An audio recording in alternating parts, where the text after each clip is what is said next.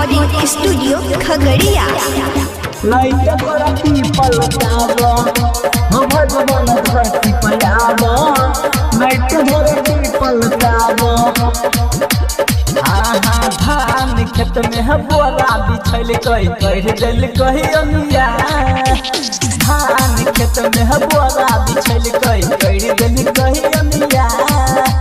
घोर कलयुग आइले हो भैया तोर कई कोन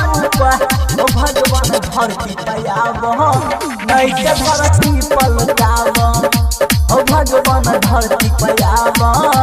लाइट धरती पलटावा लाइट धरती पलटावा ओ भगवान धरती पयावा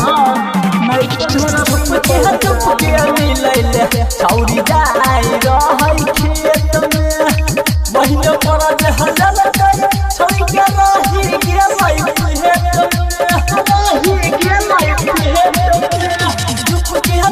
में मिलैले छौरी जाय रहै खेत में महीने पर हलल गई छोड़ के रही गेलै खेत में बाप माई के बगरी गिरैले कई गाँव में हो गेलै सो ये बात सुनी सुनी के हमारा अखिया से गिरैलो भगवान धरती पयावा लाइट धरती पलटावा हो भगवान धरती पयावा लाइट धरती पलटावा लाइट धरती पलटावा हो भगवान धरती पयावा लाइट धरती पलटावा लाइट धरती पलटावा लाइट से शरण कहै छा समझाई के परम दे हाथे सुनब चढ़ाई गाई के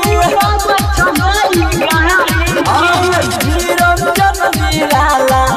कहै छा समझाई के परम दे हाथे सुनब चढ़ाई गाई के सृष्टि बचाव जल्दी आब होइ छै अत्याचार छौरा छौरी बात सुनी के बुझै छै बकवास ओ भगवान धरती पयावा लाइट धरती पलटावा ओ भगवान धरती पयावा लाइट धरती पलटावा। Shivali recording studio Khagaria.